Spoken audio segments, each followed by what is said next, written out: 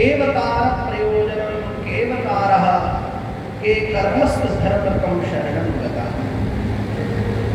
पहला प्रश्न है, मानव के लिए श्रेष्ठ साधन क्या है? दूसरा प्रश्न होगा, शास्त्रों का सार क्या है? तीसरा, किस देवता की उपासना करें? चौथा प्रश्न में धर्म की रक्षा कौन करता है? पंचम प्रश्न पर धरती पर भगवान के कितने अवतार हुए? और छठा प्रश्न, भगवान अवतार क्यों लेते हैं? इन सारे प्रश्नों के उत्तर श्रीमद् भागवत में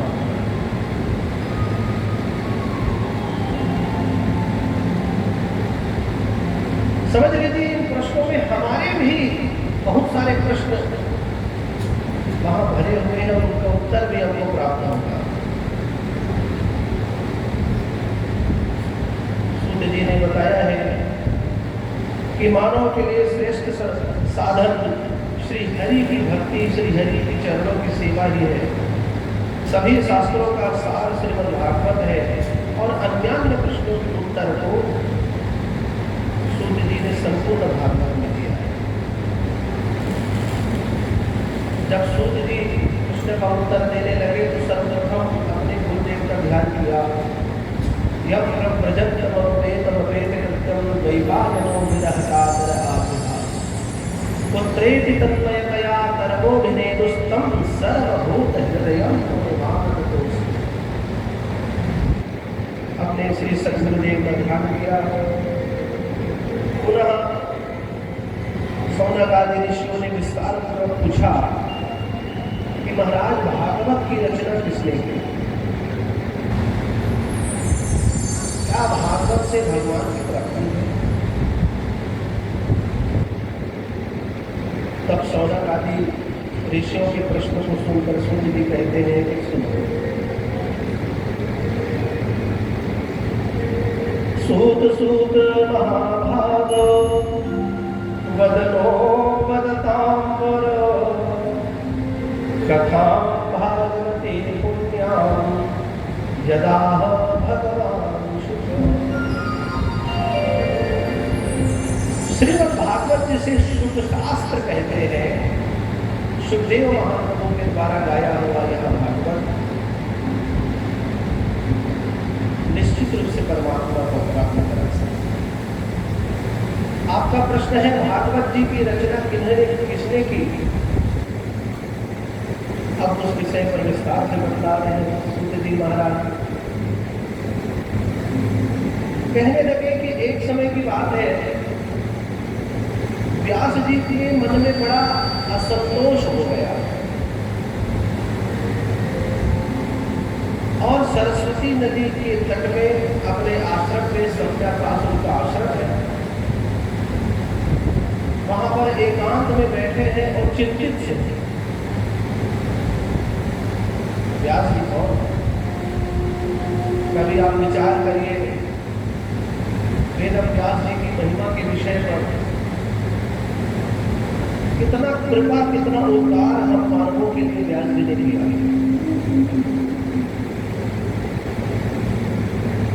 महाराज पराशर और सत्यवती के मित्र के रूप में इनका नाम पराशरी भी है। इनका जन्म द्वीप में हुआ था, टापू में हुआ था, इसलिए इनका नाम वैपायन भी है। इन्होंने वेद का विभाजन किया, इसलिए इनका नाम व्यास है। सौनक आदि कहते हैं, महाराज थोड़ा विस्तार से समझाइए, हम जानना चाहते कौन है व्यास। तो बताने लगे कि भगवान व्यास, भगवान नारायण ही व्यास के रूप में अवतार है। क्यों अवतार है?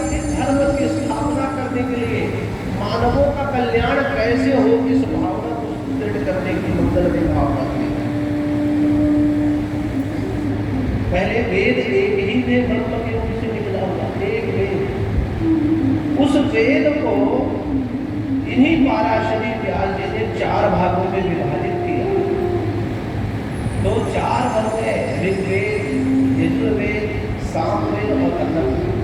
आप सभी नाम सुने होंगे, चारों वेद बोलते हैं ना, 4 वेद 6 शास्त्र। तो चारों वेदों की रचना या विभाजन करने का कार्य व्यास जी ने किया।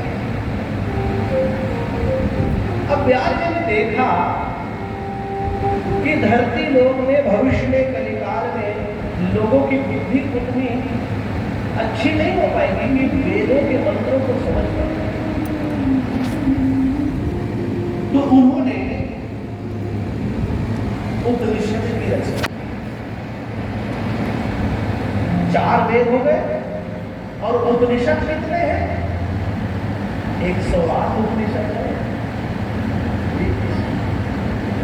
उन 108 उपनिषदों में 10 उपनिषद प्रमुख हैं, जिनको हम सामान्य रूप से कहते हैं। हम सनातनियों को हमारे धर्म ग्रंथों के विषय पर जानना आवश्यक है।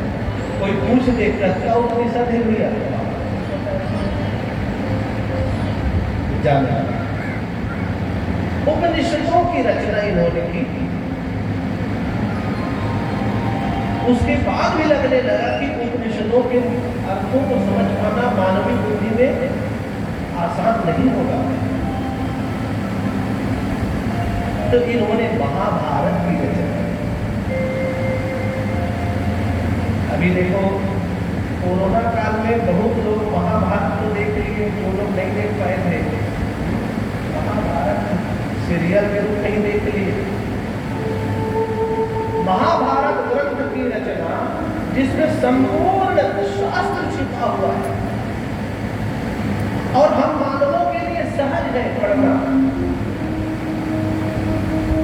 उस महाभारत की रचना व्यास जी ने की।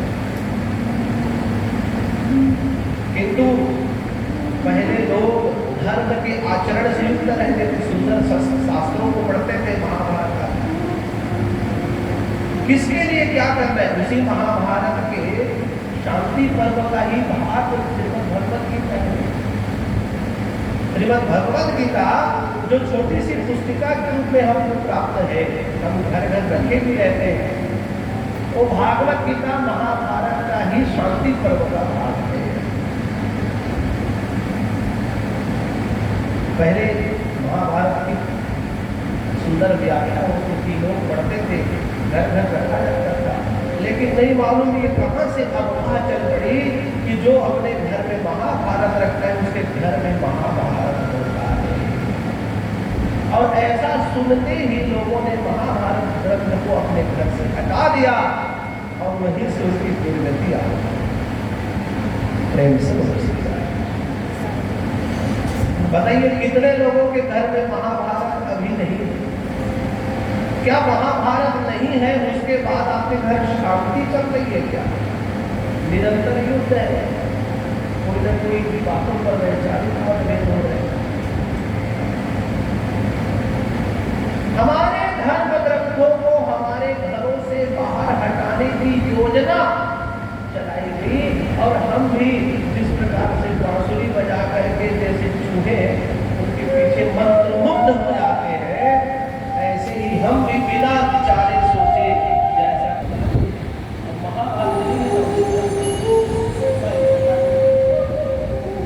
ग्रंथ ही नहीं कभी पढ़ी है दिव्य चीजें महाभारत में लिखी हुई। पुराना महाभारत धारावाहिक में आपने देखा कितना सुंदर देखने में लगता है, कितना वर्णन होगा सोचो। व्यास जी ने उसकी रचना कालांतर में और लगा व्यास जी को कि नहीं मनुष्यों के लिए और सुविधाजनक ग्रंथ की रचना की जाए। तो 17 पुराण लिखा, 17 पुराण, शिव पुराण भी उसी में आते हैं, देवी ये किसके लिए? हमारे लिए, हमारे अध्ययन के लिए। स्त्री सूत्र जाति राम त्रयी न श्रुति को चला। हर आम मनुष्य के लिए, हर हिंदू सनातनियों के लिए पुराणों की रचना है। 17 पुराण देखो कितना उपकार किया है व्यास जी ने हमारे ऊपर, किया है कि नहीं किया? विचार करो तो। और उनके कितने ग्रंथों को हम अपने घर में रखेंगे बताइए? उनके ग्रंथों का नाम भी नहीं पता होगा। तो जिन्होंने मानव समाज को दिशा दिया वे जगत गुरु कहलाए, और उन्हीं व्यास जी की जयंती पर हम व्यास पूर्णिमा मनाते हैं, उसको गुरु पूर्णिमा कहते हैं। बोलो व्यास जी महाराज की। कितना उपकार, हम मनुष्यों को दिशा देने के लिए धर्म ग्रंथों की रचना, और जो मानव समाज को दिशा प्रदान करे वो गुरु ही है, इसलिए व्यास महान गुरु। आप देखिए किसी भी पेशा में रहने वाले व्यक्ति का उतना सम्मान नहीं होता जो शिक्षक का होता है। गुरु पूर्णिमा में शिक्षकों का पूजन। अच्छा देखो हमारे यहाँ कितनी सुंदर परंपरा, भले ही गुरु जी रिटायर्ड हो गए, जो छात्र पढ़ता था वो छात्र बड़ा डॉक्टर बन गया, इंजीनियर बन गया, वकील बन गया, लेकिन कहीं भी गुरु जी को देखेगा तो पाँव जरूर करेगा, प्रणाम जरूर करेगा। ये आस्था है अपने गुरु के प्रति, अपने शिक्षक के प्रति, उस छात्र की निष्ठा है। वो ये मानता है कि आज मैं जहां पर हूं बस इनके कारण हूं। तो आज मानव समाज यदि उन्नति कर रहा है, विचार क्रांति में आगे बढ़ रहा है, सफल हो रहा है, तो उसके पीछे हमारे सांस्कृतिक विरासत के वैभव के रूप में विराजमान व्यास जी है। इसलिए व्यास को अब इतना कुछ करने के बाद भी व्यास जी को संतुष्टि नहीं मिली,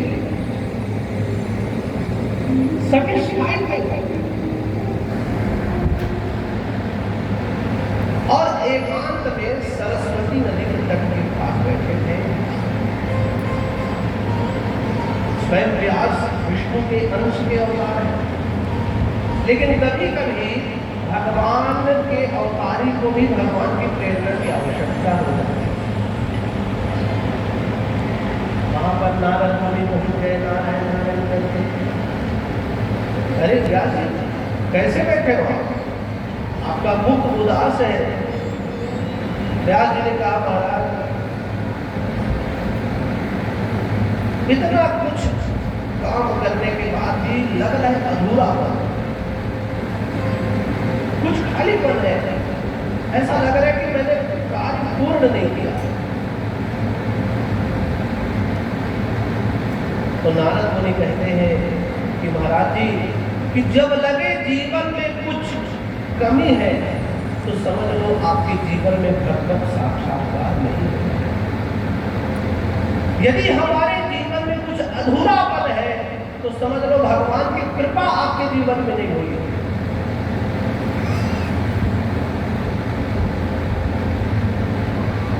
व्यास जी कहते हैं कैसे? मेरा मन प्रसन्न कैसे होगा? बोले महाराज इष्ट बिना सब भ्रष्ट है, ज्योतिष वैद्य के राम।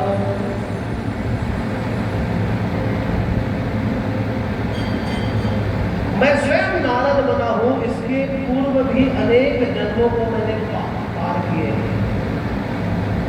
और पूर्वकृत शुभाशुभ कर्म का ही अच्छा परिणाम रहा। भगवत कृपा होगी कि आप नारद के रूप में मुझे क्या।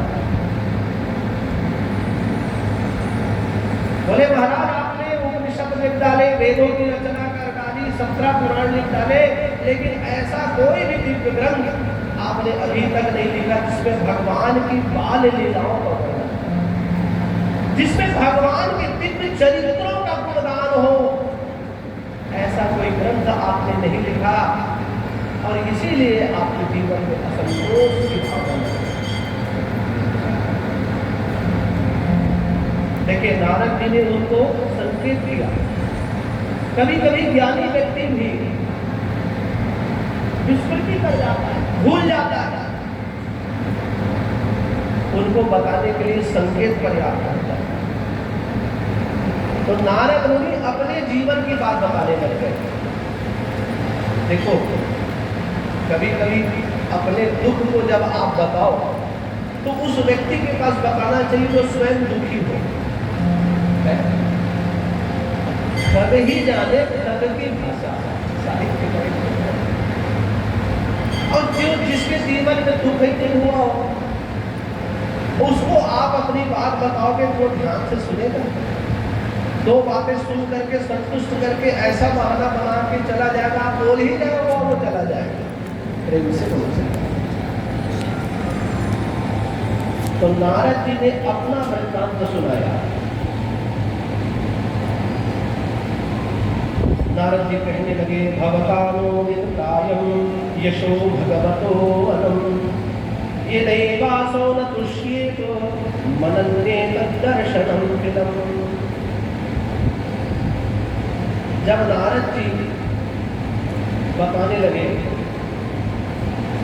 तो भागवत जी में वर्णन आया है, पहले जो चर्चा हो रही थी उसमें नारद वाच लिखा, और जब अपना अनुभव की बात बताने लगे तो श्री नारद वाच लिखा। तो इसमें सुंदर रहस्य टीकाकारों ने माना है, भगवान ही नारद के रूप से बोल रहे थे, इसलिए श्री भगवान बड़ी बृहद व्याख्या है। तो नारद जी बताते हैं कि हे व्यास जी सुनो मेरी बात। मैं पूर्व जन्म में उपबर्हण नाम का गंधर्व था और मेरा काम था देवताओं की सभा में भगवान के सुंदर गीत गाना। देखो नारद जी का पूर्व वृत्तांत, मैं भगवान की स्तुति करता था, सुंदर सुंदर गीत गाकर उनको निभाता था। लेकिन एक बार मुझसे गलती हो गई, मैंने लोक मंगल के गीत गा दिए। भगवान ब्रह्मदेव की सभा में भगवान की स्तुति न करते हुए प्रकृति और अन्य सुंदर चीजों का वर्णन कर दिया। तो ब्रह्मदेव रुष्ट हुए और उन्हें शाप मिल गया कि तुम धरती लोक में जाओ और दासी पुत्र के रूप में तुम्हारा जन्म हो। श्रेष्ठ गंधर्व उपकरण शाप के वशीभूत होकर धरती लोक में एक दासी के पुत्र के रूप में जन्म लिया। और नारद जी बता रहे, एक तो मेरे पिताजी नहीं थे, जब मैं बड़ा होने लगा पिताजी मर गए, मेरी माता थी अकेली दासी थी। तो एक महाराज के आश्रम में झाड़ने बुहारने का काम करते थे और मैं 5 वर्ष का बालक था तो अपनी माता के साथ चला जाता था। वहां पर भी सुंदर, जैसे कितना सुंदर आश्रम जैसा है मंदिर, परमेश्वरी भवन, माता परमेश्वरी की अंदर में बड़ा सुंदर आश्रम का अनुभव होता है। एकांतवास भी है और भगवती की आराधना भी हो सकती है। तो ऐसे